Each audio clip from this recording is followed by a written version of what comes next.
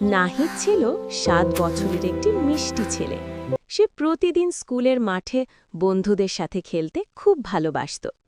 তার সবচেয়ে প্রিয় বন্ধু ছিল একটি ছোট্ট কিউট কুকুর, নাম টুকাই।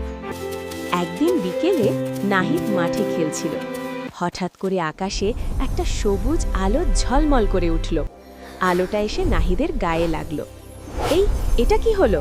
নাহিদ অবাক হয়ে বলল। হঠাৎই নাহিদ বুঝতে পারল তার শরীর অনেক শক্তিশালী হয়ে গেছে। সে দৌড়ালে খুব দ্রুত দৌড়াতে পারে আর ভারী জিনিস সহজেই তুলতে পারে, ঠিক যেন হাল্ক। টুকাই দৌড়ে এসে ভুঁ ভুঁ করে খুশিতে লেজ নেড়ে বলল। নাহিদ হাসল। টুকাই, আমি তো হাল্কের মতো হয়ে গেছি। কিছুক্ষণ পর তারা দেখল মাঠের এক পাশে ছোট্ট রিয়াদ পড়ে গেছে। তার বলটা গড়িয়ে একটা গাছের নিচে আটকে গেছে।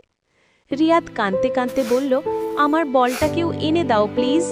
নাহিদ বলল, চিন্তা করো না, আমি আছি। সে ধীরে ধীরে গাছের কাছে গেল।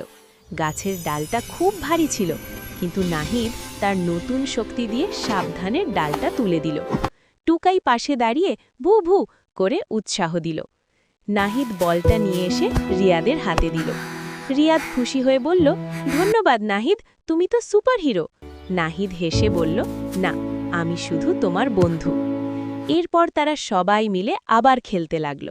নাহিদ বুঝতে পারল শক্তি থাকাটা ভালো, বাট সেটা দিয়ে ভালো কাজ করাই সবচেয়ে গুরুত্বপূর্ণ। সেদিন থেকে নাহিদ ঠিক করল সে তার শক্তি দিয়ে সবসময় অন্যদের সাহায্য করবে।